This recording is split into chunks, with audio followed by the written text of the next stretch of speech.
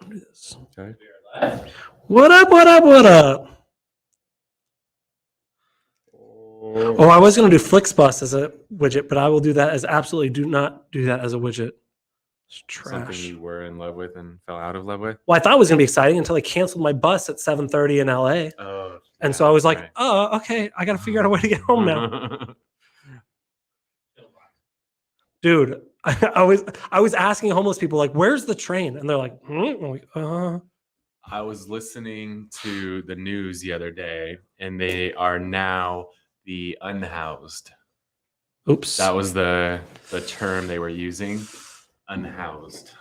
Can we ungo live? I think I just messed up my life. I'm sorry. Good to know. That's just a new term, so we'll just keep an eye on that. Well, because there's a lot of, I guess, anyways. I would say there's a lot of different ways to be unhoused. You can live in a motel, you can live in a car, you can live on a bench. Yeah, I feel far.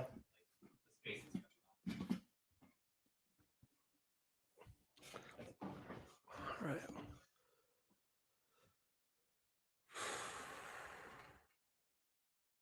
Do your arm thing you do to like get yourself ready. Let's go. I do like arm shimmy. Oh my gosh, these videos from the festival this weekend are insane. I recognize names and I recognize songs, but I don't know what they look like. Like the artist? Yeah. Yeah. It was funny. A song came on. I turned to Victoria. I'm like, this is Blink-182, isn't it? Like, it's not a song I know, but it's Blink-182, and it's one of their new one. Someone said, Bryan, if you're unhoused, they got you. Who was it? I don't know. It just says Facebook user. Oh man. It means they didn't. All right. So I can go to Boston. Good luck. You're too soft for Boston. Oh, 1,000%. Boston and Philly are not for you. No, I remember Gary Vee said something about California people are soft. And I'm like, yeah, right. And as I get older, I'm like, 1,000%. All right, you ready to get going? Yeah, let's do it. All right. So we're talking about. Tell me what we're talking about. Ideal weekly schedule. Okay, perfect. Yeah, I'm good. I know you are. I just don't know how to set it up. Kyle, one of the things that the real estate exam does is it teaches agents or people that become agents how not to get sued. But what it doesn't teach them is how to run a profitable real estate business. We had a huddle today hosted by one of our phenomenal sales agents, Mike Proctor, and he really talked about kind of this dichotomy of every real estate agent is an employer and an employee, right? They're the ones that make the schedule, but they're also the ones that do the tasks. And I think people are okay with that, but a lot of times real estate agents go, okay, I'll do the tasks. I just don't know what to do. And so what I want to talk about on today's podcast is what should people do on a daily basis? What does that look like? I think a lot of people listening are like me and they need structure.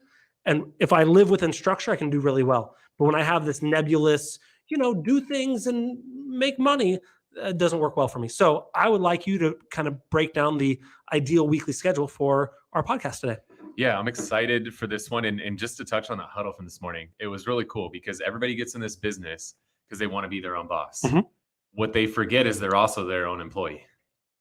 And if you think about running a business, if you're the boss, if you have employees, you're going to tell the employees what to do, when to do it, how to do it, why to do it, all of that. But far too often we forget about that side of it, that yes, we are the boss, but we are the employee too. And we lose sight of the fact we're the only employee of the company. Yes. Yeah. So if you're running your own team of one and you're like, man, my employees suck. You are the employee that sucks. So yeah, today it's going to be fun. We're going to dive into you as the boss. What should you tell you as the employee to do on a daily basis? And we're going to give you the exact framework that I recommend to our agents inside of our team.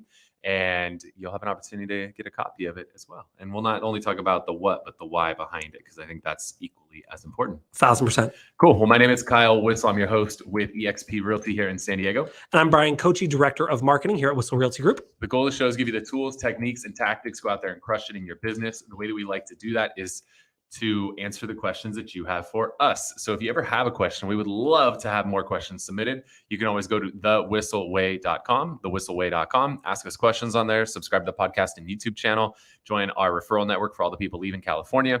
And you can get on our private Facebook group and email newsletter where we share a lot of tips and tricks of things that you're working on here inside of our team. All of that at thewhistleway.com. Also, if you want to level up your content creation strategy, you can get dialed in with our Media Mayor Mastermind, where Bryan and I teach everything we've learned over the last 8+ years. There's tons of recorded content. We're adding new content regularly, and we do a bi-weekly live mastermind Q&A as well in there. So all of that at thewhistleway.com. All right, let's jump in. So ideal weekly schedule. Yep. I see you've got a calendar in front of you. Yeah. Let's first start talking about what days do you work and what days do you not work? All of them. What days should a real estate agent work and what days should a real estate agent not work? Yeah, so this is where I see that there's a big divide. There's agents who, most of the agents that I hear that are like, yeah, this just isn't working out for me. You know, I'm not getting anything going. I need more leads. That's usually what they say, like whatever. Then there's the agents who are like absolutely crushing it and doing one deal after another after another. And if you actually just stop and ask them how many hours, like Bryan, out of curiosity, how many hours a week are you truly working on real estate? Like head down, staring at a computer or on the phone or at an open house, at an appointment, like truly, truly working on real estate, not just like responding to a random text here and there, like truly working on it. Most of the agents that are flailing, it's like 20 to 30 hours a week. Most of the agents that are thriving, it's 50 hours a week, plus or minus 10. It's usually, no, we'll call it 50 to 60 probably on average. Like, I think that's where a lot of people actually struggle with this. Now, look, over time, I'm not working 50 or 60 hours a week, but I've done this for almost 20 years of my life now. Like, over time, sure, you can taper, right? But you don't get to do that day one. Like, get the fuck out of here if you think that you can come in and do 20, 30 hours a week and crush. Like, that's something that's earned over time. Now, look, I understand maybe you have another job you're transitioning out of. Okay, there's some understanding there. But most agents, if this is your full-time job and you're putting 20, 30 hours a week in, like we opened, if you were the boss and you had an employee who only worked 20 or 30 hours a week, you can't expect to get full-time results from a part-time employee. Damn it. I was literally writing down my phrase I was going to use and you used half of it. Go ahead with the other half. So part-time effort equals part-time results. It does. And so, I mean, you can compare, if you're putting in 20 to 30 hours here, you compare it at putting 20 to 30 hours in a minimum wage job, you'll probably make about the same. You'll make 20 hours worth of work. You make 20 hours. Like, that's just the way that this works. So I think a lot of people don't come into this realizing that anytime you're new in something, you have to work extra hard, because you have to actually put more time in than somebody who's established, because when they're established, they already know what to do. You don't know what the fuck you're doing. So you got to spend part of the time figuring out what you're doing and then part of the time actually doing it. Where once you're like, right, I've done this for almost 20 years. Like, I know what I'm doing. I just need to do it now. But in the beginning, you're having to spend a lot of time. Wait, what does this mean? What is, like, you know, your client says some phrase and you're like, wait, what the hell was that? Like, later on, you get home, you got to like look it up to make sure you know what they were talking about. Like, once you've done this long enough, you're not doing that anymore. So if anything, you got to come into this thing expecting to put in more than full-time hours, which is why I'm saying 50 to 60 hours a week, because half of what you're doing is just educating yourself and figuring out what to do, like what you're doing. And then the other half is actually doing it. Yeah. Adrian, we had on the podcast a couple of weeks ago, talked about that same exact thing. He was working 12, 14, 16 hours a day for the first year or so of his business. Now he's tapered down to a manageable 8 to 10 hours a day, probably 9 days a week.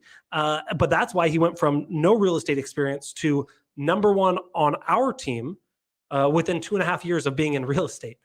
So if you want to check out that podcast, that was a couple weeks ago about, and I think it's titled something along the lines of how my number one agent became or has been in the business for less than 30 months or 2.5 years, something like that. Yeah. How about just DM me at Kyle Whistle? It'll be a lot easier. All right, DM Kyle.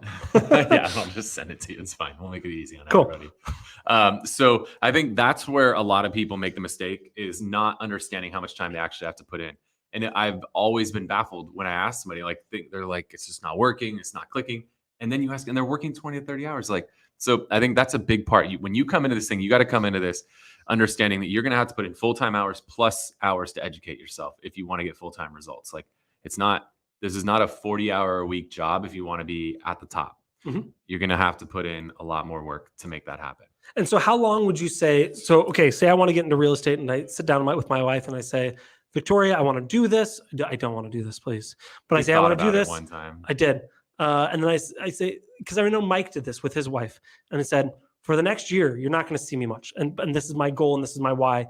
How long do you think for putting in 50, 60, 70 hours a week is enough to get you up and running and moving? A year. A year. Okay, cool. Yeah, I think 1 year, if you really do it, because most of what you're gonna learn in this is on the job training. Mhm. Like, Lord knows all the test and stuff you have to pass. At least in California, obviously, I haven't done it in any other states. But the things they teach you to get licensed are 95% useless. So everything you learn is going to be on the job. Like, that's when you're going to learn this stuff. You're going to learn about inspections when you go to your first inspection. You're going to learn about the appraisal when you go to your first one. Like, so much of this is on the job training, just like, boxing, right? Like, you don't know how to box till you get in the ring and somebody actually punches back at you. Like, that's when we figure out if you know how to box or not. You can't call yourself a good boxer if all you've ever done is hit a speed bag. Like, that I'm not does good at that mean either. You know how to box. Like, we're going to figure it out when you get in the ring and somebody punches you back and see how you react to it. Like, this is no different.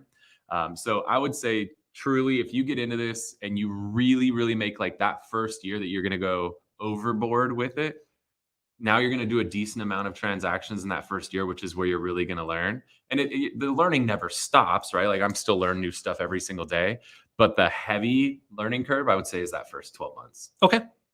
So 60, 70 hours, first 12 months. 50 to 60. 70 is pretty aggressive. 80 to 90 hours per day, the first 12 years. 50 to 60. That's what I'm going to tell you guys. Okay. All right. So what does the calendar look like? Yeah. So I want to break this down to you guys in kind of order of importance, because when you build this calendar, where I see a lot of newer agents make the mistakes is just not having their priorities straight. So we got to think about like what your goal is in this industry. How much money do you want to make? Most agents, 100,000 is their number. So we're just going to run with that, right? We've got other agents that have significantly higher goals, and we don't actually hire them if they have lower goals. So for our team, we want everybody in our team to make 100,000. Like, we want that to be like the minimum standard of where people want to aim for. So let's assume we're trying to come into this thing and make $100,000 a year. The easy way to figure this out is assuming you worked 40 hours a week times 50 weeks, that's 2,000 hours. Like, Okay. if that's where we're trying to get to, right? You have to work at the level where you want to get to, not where you're at. So that's where we want to get to. We have to think that way from day one. That Makes one's sense. important. If you want to get to the point where you're making 100,000, you have to run your business like you're making 100 before you're making the 100. Otherwise, you're never going to get there. So if you just do simple math, 50 weeks, 40 hours a week. Now, again, we're telling people in the beginning, and I have to put a little more effort in, but let's just work with me on this. So $100,000, 50 times 40 is 2,000. So take $100,000 divided by 2,000, it's 50. So $50 an hour is that mark.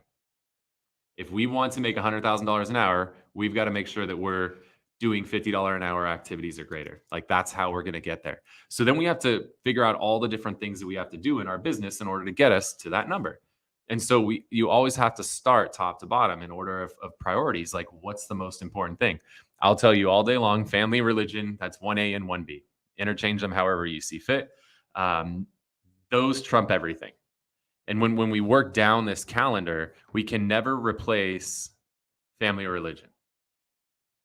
You can never replace anything with something lower. You can only replace something with something higher. So if I have an appointment scheduled, or if I have an office meeting scheduled and something goes down with my family, I don't care about that appointment. I don't care about that office meeting. Family takes priority, right? So that's an example of what I'm talking about. Then here's where people make the mistake is then they look at this calendar, right? And now we put all of our family stuff in, and then we just look at the calendar and feel like, oh, I just got to fill this thing. I just got to fill it up. Like, people just feel like if I can fill an 8-hour day or a 9-hour day, 10-hour day, whatever it is that they're working, like, I just got to fill this thing up. Like, no, this is not just trying to fill it up. Maybe you worked at some like fast food job where you just try to get through the 8 hours and survive. Like, you got to have a mindset shift. This is not just survive 8 hours and call it a win and then you get a paycheck. It doesn't work that way here. You have to thrive through those 8 hours. So how do you thrive, not survive your days? So we got to focus on what's the most important thing. And we actually did an episode where we talked about this, but figuring out what's the value of your time when you're prospecting, depending on your market, your price point, your splits, your average commission, all the different variables that factor into it. Most markets, your time when you're actually on the phone, like truly prospecting, it's worth $250 to $500 an hour in most markets when you're actually prospecting, not like sitting there, well, who should I call? No, like you're dialing. Let me download the list. Boom, boom, boom. Dialing time. $250 to $500 an hour in most markets. So that arguably is the highest dollar per hour activity that we have. Therefore, that should be at the top. So that is going to come second, is actually being on the phones. And we can play around with that, like new prospecting versus follow-up. Honestly, I'm not even going to argue with you about that. Like if you're just on the phone talking to people for, like Evan is one of our rising stars on our team. He spoke up on our Fast Forward Mastermind this morning. He's on track to make like $250,000 in his first year. You know what though? He's calling for 2 hours a day every single day. Every day, no matter what, whether he feels good or he feels bad, whether he's having a good hair day or a bad hair day, whether he's feeling skinny or he's feeling fat, right? Whether it's rainy or sunny, it doesn't matter. He's calling for 2 hours a day every single day. Like no matter I love how what. those are the things, not like whether he's low on battery. No, it's just like if you feel fat, still call. If you feel skinny, still call. Like just call. Just fucking call. So prospecting, and look, as long as you're on the phone 2 hours a day and you're talking to human beings, you're going to be great. So you got to have that. That's number 2 on there. We can call it 2A, 2B is like prospecting and follow up. Then appointments. Now people a lot of times will like supplant prospecting with appointments. No, appointments come below prospecting, because what happens is you get in, if you're listening on YouTube, I'm kind of doing a little, I'm sorry, if you're listening on a podcast, like I'm doing this little scale, right? Like you push down on one side, the other side lifts up and so on and so forth. What happens all the time is people start getting some appointments and deals going, and the prospecting falls because the appointments lift. And then all of a sudden those appointments and deals close, and then there's no deals in the pipeline. And then the prospecting picks up when the deal flows back down to nothing, and you're teeter-tottering this thing all the time where it should be balanced. And that's how you get the roller coaster of income. If you're teeter-tottering on a scale, you get a roller coaster of income because you prospect heavy and you get a bunch of appointments and deals going, and you focus on those and you stop prospecting. Well, guess what? You stop prospecting. As soon as those deals are closed, there's no money coming in for a while. And now you got to start up again. And it's hard too. Like, you know, you think about these guys that like will literally pull a car with like their teeth, like these crazy things. Like it's really hard to get that car moving. Once the car is moving, it's easy. Mm-hmm. It's easy. Once the car is moving, yeah, it's momentum. It's just very simple physics at that point. Once it's moving, it doesn't take nearly as much effort. It's no different with this. Like once you're in motion, it just keeps going and going. So we got to have prospecting and lead follow-up have to be non-negotiables, at least 2 hours a day, every day, no matter what. I don't care how you feel. Don't tell me that you don't know who to call. You can circle prospect. We actually did a good mastermind on that today. If you want it, DM me. I'll send you a link to the recording. Just got to be talking to people 2 hours a day. Now, does it have to be on the phone? Not necessarily. If you were door knocking, if you were, talking to other business owners, trying to network, like just got to be talking to people for 2 hours a day. Ideally 1 hour brand new people, 1 hour lead follow-up would be ideal, but 2 hours a day, no matter what, we got to be talking to people, like most important thing. Then comes the appointments. And then here's the cool thing. If I actually block out appointments, and again, I'll send you guys this magic calendar here. I block out, I have morning appointments and I have afternoon appointments in here, because you're going to have some people who can meet in the morning and some who only meet after work. So I like to stagger and have appointment blocks, and I fit people into my appointment blocks. If you guys think about this, like you make the same amount of money as a freaking doctor in this industry. I don't know about you, but last time I called the doctor wasn't like, so Kyle, when would you like to come in? They're like 9 p.m. on Thursday. Like, get the fuck out of here. The doctor is like, Oh, ask him. Okay, great. And you don't even talk to the doctor. You're talking to, one of their staff. And staff members like, okay, well, Dr. Whistle has, tomorrow at 4 o'clock or the next day at 6 o'clock. Like that's what they do. And then you pick one. Mhm. Why are we running any different? We make the same amount of money as a doctor. Why are we not running our business like a doctor? So I have set appointment blocks and I fit my clients into it. And I simply ask a client, are mornings, afternoons, or weekends best for you? Now, for me personally, because I've earned the right, weekends aren't an option anymore. It's mornings or afternoons. And guess what? When I cut off Fridays. So now it's only Monday to Thursday and it's mornings or afternoons. And you'll notice evening's not an option. Guess what? I haven't had a problem ever.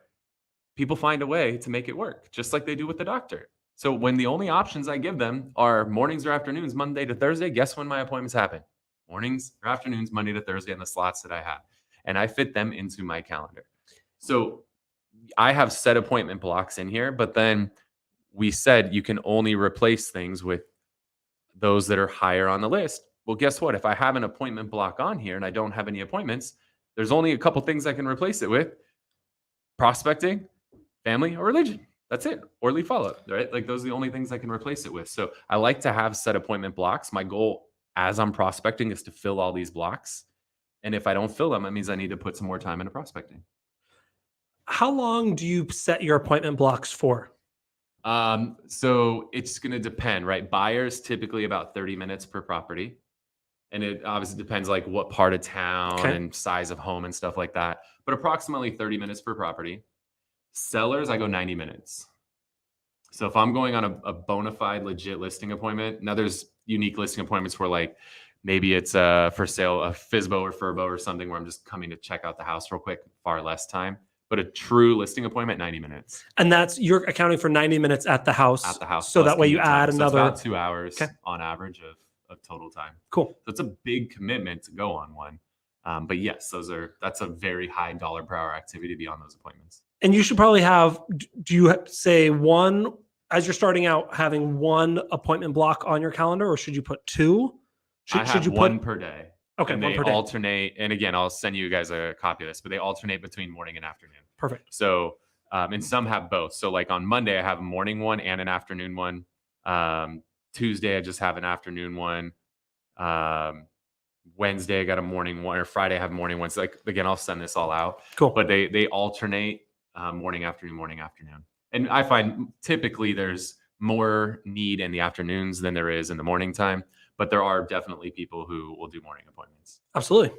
Yeah, Okay, they do it so for tired people and stuff all the time. So family prospecting appointments. Yep. What's next? Let's see. I didn't write them in order on here because I'm just looking at it. I know I have a list somewhere else where they're in order. You'll notice we haven't gotten to like checking emails and all of that stuff yet. What do you call that? Admin work or office work? Yeah. So we're going to start where these start to be weighted relatively equal. The other things that are going to fill into here, meetings. There's certain meetings that I go to every week. Meetings I go to within our group at EXP called Fast Forward Movement. We have a mastermind every Monday. Like that's a non-negotiable for me. I'm on there every week. And then our team meeting that we have every week, like that's a non-negotiable that's in there.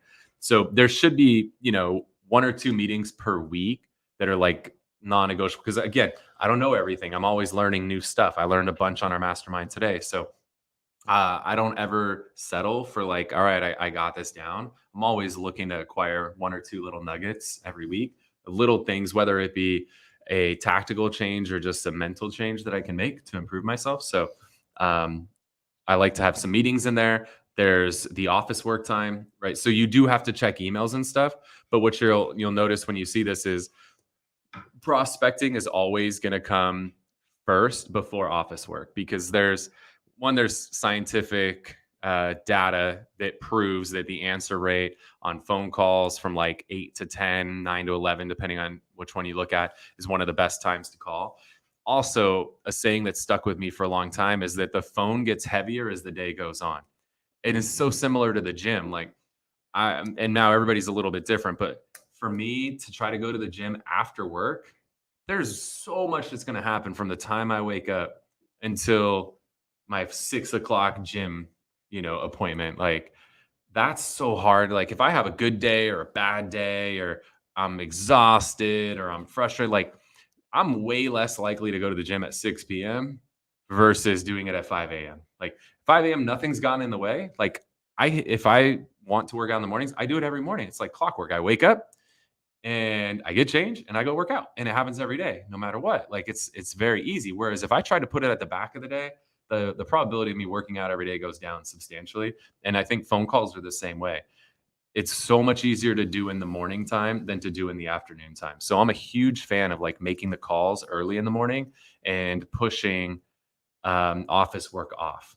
I want to have a clear head when I go into those phone calls. I don't want to be thinking about all these escrows and all the other nonsense that's going on. Like, let me stay focused on the people that I'm talking to and having really high quality conversations. And I'm going to get a lot better results out of it. It's crazy how quick a simple text or email can derail you. I dealt with this yesterday. I dealt with this today of just something pops up and it said, hey, why is this? And I go, I don't know. And then I spiral on that. And I'm like, I need to be writing this email. I need to be doing or whatever, right? I need to be editing this video. And then I'm spiraling and I can't, at least me, I don't know about you, but I can't get stupid little things out of my head. Rachel, our director of sales, once told me, I think about this every week. She's like, don't let the little things bother you, life would be so much better. I'm like, you're right. I just can't figure out a way to make that not happen. Yeah. So being able to say, hey, I'm focused. I don't have to deal with the shit of the day yet. And I can deal with exactly what listening and talking and having true conversations. I mean, if you think about it yourself, I know you're going to have that same opinion. Absolutely. A couple other things that are on here that I think are really important to make sure you have in your calendar. I'm going to put this one right below appointments is open houses. Like, especially if you're brand new, I'm all for anything I can do to meet as many people as possible face to face. And I get an excuse to put my signs up around the neighborhood. I get an excuse to knock on doors. I get an excuse to call people in the neighborhood. I get an excuse to shoot content at a house. Like, there's so many amazing things that come out of it. So open houses are going to be right there below appointments. And then that's where all the other stuff starts to come in. Office work, checking emails, all of that, following up on deals. I like to have a little time in my calendar for business building. I think you should spend at least an hour a week checking in on your business. You should have a business plan. You should check in on that for an hour every single week. And if you're just a solo agent, you should check on that with another solo agent. Like, find an accountability buddy, or accountability buddy is the term. Find somebody to help hold you accountable. You should have you should have role play in your calendar. On our team, our agents role play on the phones every day, and they role play in person every week. So I'm really big on making sure that you know what to say when you actually make these phone calls, because you've got to know, like, we talk about football analogies all the time. Like, these football players, they train for like 2,000 to 3,000 hours a year so that they can perform for the 17 games that count. And then they're only on the field for less than half of those games. So it's like 8 hours of game time in an entire year, but they train 2,000 to 3,000 hours. So they perform at an optimum level during that. And then I would just listen to something about Usain Bolt. And he's like, I trained my entire life so that I could run fast for 9 seconds. Like, it's kind of crazy when, like, the football thing is 8 hours a year. Usain Bolt's just got to run for like 9 seconds. That's crazy. But he's training like crazy so he can be the best for 9 seconds. Like, it's pretty wild to think about that. But here we are, like, we piss and moan over prospecting or role playing for like 30 minutes a day. It's kind of crazy. So you need to make sure that you role play so that you know, when they say this, I respond with that. When they say that, I respond with this. You know how to overcome all of those objections. Nothing catches you off guard, and you're just as cool as a cucumber. And it's just very free-flowing conversation, so that when you are prospecting, your conversion rate increases, and now your dollar per hour on that activity shoots through the roof. When you recommend, so we talked about this number, 2,000 hours a year, $50 per hour activities. Do you recommend people work 7 days a week for those? And you even said 50 weeks a year. We know there's 52. So talk a little bit about downtime. Yeah, this is an area, and you know, Adrian and I in coaching sessions, I've made sure he actually is working on that. Right, that's an area for improvement for him. You got to have some downtime. Like, I literally have happy hour on my calendar. Like, yeah, it's weird. It's 9 hours long. I didn't know you could do that. I have happy hour on my calendar. I think it's important. Now, your happy hour could be whatever it is, whether it's at a bar or with the family. That's fine. I don't care. whatever your happy hour is, but you should have that on there. I think it's really important that you take some time off. In the calendar that I'll share, you'll see it has all 7 days on here. You're obviously this is just giving you some framework. You're going to adapt this to your schedule, your life. But I like taking either Thursday or Friday off. Those tend to be slower days. And then do a half day on one of those. So if I'm getting up and running, I'm 5.5 days a week is what I'm working. So doing something to where I'm off like Thursday and I'm maybe doing a half day on Friday or vice versa. That's where I feel like the sweet spot is. And sorry guys, like Saturday, Sundays when you work. Now, again, if religion, depending on your religion, maybe Sunday's the day you just don't work. And I respect that. So you're going to adjust accordingly. But then I'm working Fridays, right? If Sunday's a religious day for you and you just don't work on that day, cool. Or Saturdays. Right. Whatever it is, if family, again, those trump everything. But ideally, let's just assume that you don't have any other commitments. You're working every Saturday, Sunday. Like that's when you make the money. That's when you're doing your most appointments. That's when you're doing your open houses. That's when you be out there door knocking, doing your thing. So Saturday, Sunday are very, very important days. Like you don't get to take weekends off when you're new. I'm sorry. Like again, family religion, yes. Outside of that, no. You work the freaking weekends. That's when you make your money in this industry. You got to give that stuff up for a little while. As Gary Vee says, you got to eat shit for a while. That first year, eat some shit and do a bunch of open houses on the weekends. Go do door knocking on the weekends. Go show houses on the weekends. Like that's what you do. Now, cool. Like stack your stuff early so you can like go out Saturday night. That's fine. Like cool with me. And then maybe you do a late day Sunday, so you have some recovery time Sunday morning. That's cool too. But you're working Saturday, Sunday. Like that is the most important time. Again, on Saturday, Sunday, I love either doing open houses, going on appointments, or door knocking. Those are huge. And then also doing some prospecting. Sometimes you have people you can't get a hold of during the week, and now you can get a hold of them on the weekend.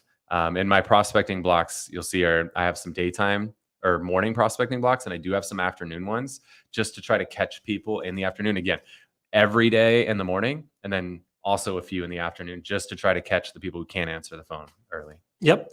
And I know this isn't on the necessarily weekly calendar, but it falls in line with downtime. When do you recommend people take a week off or 2 weeks off? Yeah. So I've always taken a week off from Christmas to New Year's. In my opinion, that's the best week of the year to take off. It's by far the slowest week. There's just most people are checked out that week. So I love that week for taking time off. Like if you want to take a full week off. And then I just like having some, turn a 3-day weekend into a 4-day weekend sometime. Like you have your kids have some time off, like trying to stack stuff maybe around Easter, maybe around Thanksgiving, trying to do it around some of those bigger holidays where a lot of people are off. Try to do it around that same time. Very cool. Yeah. A lot of people just go off the grid during those times. So, well, and the title and escrow are closed Christmas Eve, Christmas Day, New Year's Eve, like I would think. Yeah. So you're already stacked with a bunch of days that you can't do anything on anyway. Yep. So yeah, that makes sense. Cool. Again, if you guys want a copy of this thing, DM me at Kyle Whistle. It's going to be get slaughtered on this one. It's fine. But do that on Instagram, not on YouTube, not on Facebook, Yeah. Let's be clear. DM me on Instagram. Yep. If you comment on YouTube or anything, we're not going to be able to get it to you. DM me on Instagram. I'll send you whatever I mentioned today. The podcast episode with Adrian, if you want this ideal weekly schedule, or if you want the mastermind where we talked about circle prospecting today, which is where you're calling around a neighborhood, I'll send all of that to you. And that's going to be a big message. I'm just going to save a keyboard shortcut. Cool. And we'll be good to go. Very good. Cool. Hopefully this is helpful, guys. But again, don't expect to make full-time income if you're putting in part-time hours. Like you got to go full-time plus education. This is like when you're in college and you have a full-time job. Think about it. It's like that all over again. But that's how you're going to get yourself to being the next Evan. That's how you're going to be the next Carly, next Adrian. These agents on our team who are making $250,000, $500,000, $750,000. That's what they've all done their first year. You got to work your freaking face off to get up and running, get that ball in motion. And then it gets a whole lot easier after that. Wonderful. Cool. Well, hopefully you guys got some value out of the show today. If you did, if you're watching on YouTube, hit the thumbs up button, let YouTube know. If you want more of our content, hit subscribe and the little notification bell. YouTube will let you know anytime we drop a new episode. And if you have questions, you can throw them in the comment section on there. Bryan and I personally respond to all of those comments. If you are listening on a podcast platform, make sure you hit the subscribe button. And if you could write a little review on there, those reviews are very valuable to us and they're very much appreciated. So if you can hook us up on there. And with that said, before we wrap, we like to do something we call our whistle widget of the week. This is something we utilize in our business that saves us time, makes us more money, or just helps us have a little bit more fun. So mine this week is I don't know if they're nationwide. They might be San Diego only. Oh, I guess we're going to find out real quick. We'll figure it out. So mine is a app and a company that I utilize. Whenever you get something done, you should get multiple quotes, right?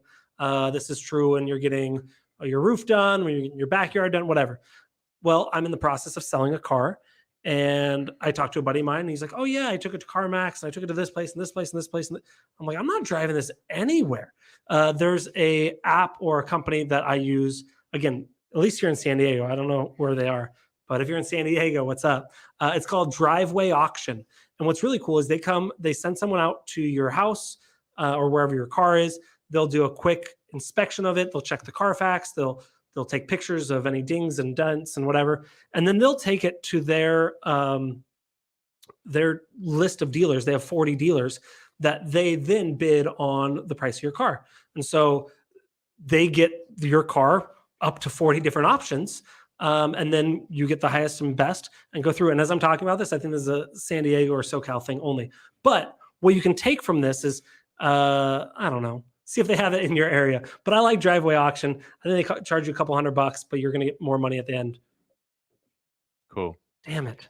I didn't realize that until halfway The through. rest of the world, Bryan doesn't care about you, is what he's saying. Or, yeah, that's about it. All right, mine. I just got back from an epic Vegas weekend. What I love is one of my biggest frustrations about the Vegas experience, or really any hotel experience for that, is the check-in process.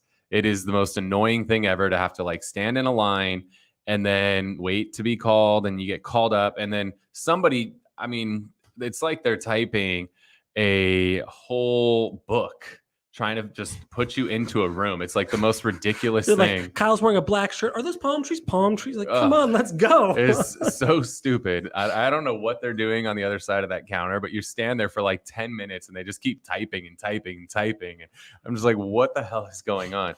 So most hotels now, the bigger name hotels, at least in Vegas, MGM, Wynn, all these hotels all have their own apps now. Like we stayed at the Wynn this time, and it let me know like, hey, your room is ready. I got a digital key. It's fantastic. Some hotels you can check in online and you get there. They have like a little self-serve kiosk where there's no lines, just like at the grocery store where like people are terrified of self-checkout.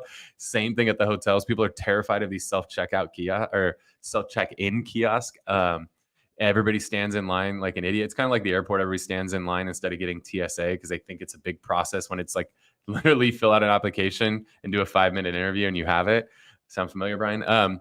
So I have TSA. You just put my information wrong. Global entry. I don't have that. People overthink this stuff.